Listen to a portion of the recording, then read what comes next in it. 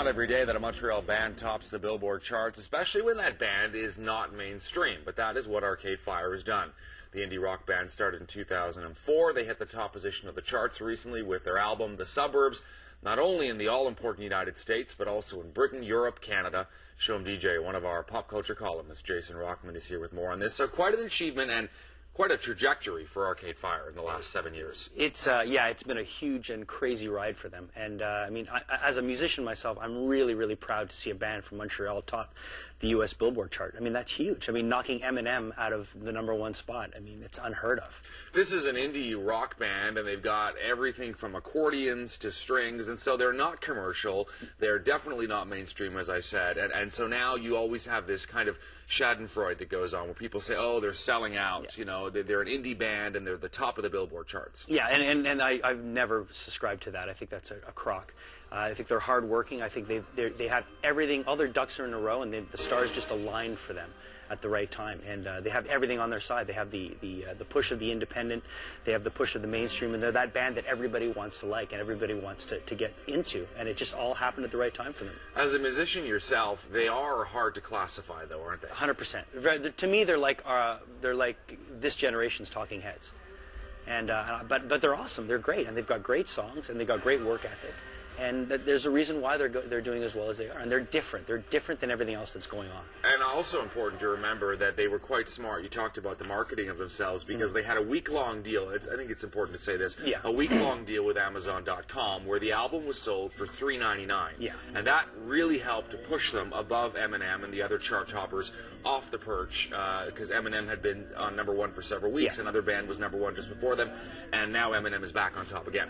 See, the thing is, Eminem's still making money off of records. These guys went out and they took a loss. They went to a loss leader like Amazon, and they probably sold their record for $7, and then Amazon sold it for $4, taking a loss on it. But it got them the push that they needed. But an album now is just a promotional item. You're not making money off of it anymore because everyone takes it. You want to get butts and seats, which they're getting because they're selling 2 nights out at Madison Square Garden. Every major market they're doing 2 nights in a 15 to 20,000 seater. So they're putting butts and seats and they're selling T-shirts, and that's where they're going to make money. And of course, it created the buzz. They were in the New York Times. They were all over the media. Now we're talking about them here. The other interesting thing in a twist is that they actually own their own music. They have not sold it out to a record company. They license it out. Yeah. So how does that work? Basically, they retain all the rights to their music, and they license it. It's like a P&D deal where they'll press it and they'll distribute it. But they retain the rights. So each market, they're allowed to go to each market and give it to each label that will work that market individually the best that they can, rather than just giving it to like a Warner Brothers who will who will put it out everywhere, and it won't be pushed as hard as it could be in, let's say, Ireland or in Scotland or whatever little market. They can go to each market and bring it to each specific place and say, okay, you do the best you can with this. It says a lot about the music industry as well, and I guess the evolution of it, though, that at this point in time, in 2010, 156,000 copies equals #1. Yeah. Because in the old days, you had to sell 500,000. When Eminem put out one of his records, I believe it was in 2000, I think he did 2.1 million the first week. So, yeah. I mean, the record business is it's completely different. But Arcade Fire, that's the new model that you want to look at. That's the new business model. And you talked about the Madison Square Garden shows. In fact, they hired Terry Gilliam, a very acclaimed director, to film one of those shows. So it's this whole idea of what they call 360 degrees. No longer just an album and concerts, but you get a show, you get the merchandise, the whole thing at once. And then, of course, they gave that free concert recently in Brossard in Montreal. And they headlined Osheaga. I mean, but I'm telling you, they're making their money off shirts. T-shirts. 100%. Selling them. So what's the next step for them? I mean, let's say you were in charge of this band or you were part of it, I mean, where do they go from here? Stay the course. And how do you make sure you don't compromise your artistic independence, so to speak? Just keep doing what you're doing and stay true to yourself, and I think they will. I think they're that kind of band.